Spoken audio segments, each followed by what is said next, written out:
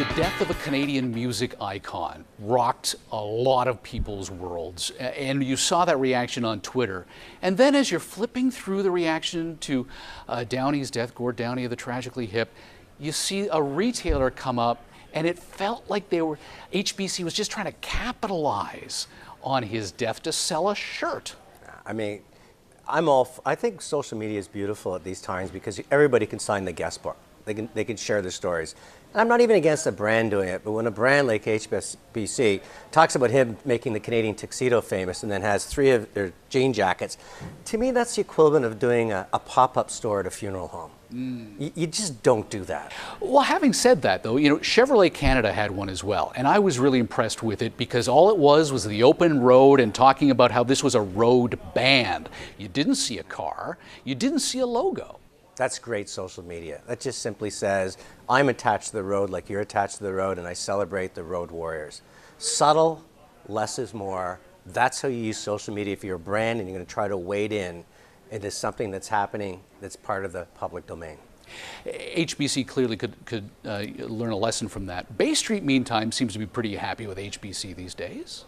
Well, there was always a real estate play, and everybody sort of got involved saying you're buying these retailers, unlocking the value of real estate. Then all of a sudden it looked like he suddenly wanted to become a real estate guy. He's opening up stores in Amsterdam. So the wagon circle going, that's not the plot we bought into. That's not the narrative. They started to circle, squeeze him. You better start doing something about it. And he makes this brilliant move. He sort of goes to WeWork, which is a new economy. Says, hey, you don't need a whole office. Come in and you can work in our space. Growing exponentially, and WeWork says, you know what? I'll take the space you can't sell mattresses anymore. Nobody's going to go up to your 5th, 6th, and 7th floor on that escalator. Why don't we turn that into working environments and compress your store?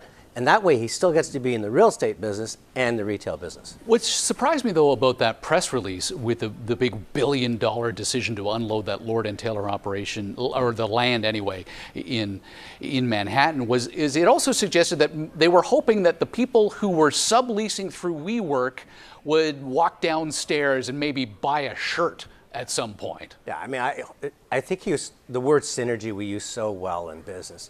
If he wants the millennials up top and the next generation coming up that are renting and bunking down and starting the next new economy business to come into their stores, he better change the stores. Lord & Taylor, it doesn't fit the mold. Put a great cafeteria in there. Put a great smoothie restaurant.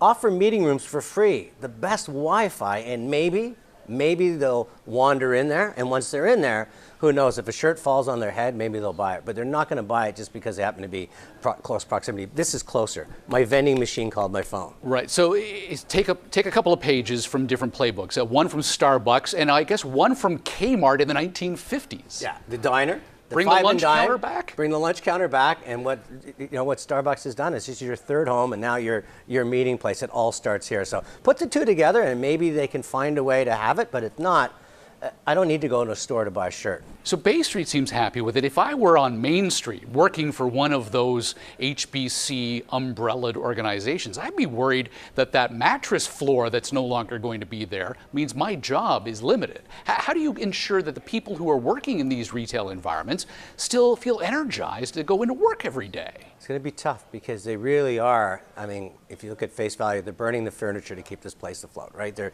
taking away more and more retail space. They're compressing it. It's going to take away a lot of jobs, a lot of the synergy. They'll do rack jobbing on their main floor. So employees in general in that kind of department store environment, I would say your job is threatened. Start reinventing yourself before you're part of an exodus of people going out. So how does one reinvent themselves if, for example, we learned from the Sears Canada experience that 3 out of 4 of those employees were part-time, and that's sort of a wink and a nod to their older employees who aren't necessarily looking for full-time work. But if your career has been selling a shirt, how do you reinvent yourself for a new age economy? I think there's a lot where that kind of personality honed over the years. I was eating out at a restaurant, and a very senior person was serving me last night. I had an exceptional meal because they took time to have conversation. They weren't kind of feeling like they were wondering what was happening on their cell phone. So I think there is a way of taking that old world mentality, conversation, the ability to have charm, and bringing it out into places where it still belongs. The hospitality industry, concierges in hotels, local Main Street retailers where they go, hey, Michael, good to see you again.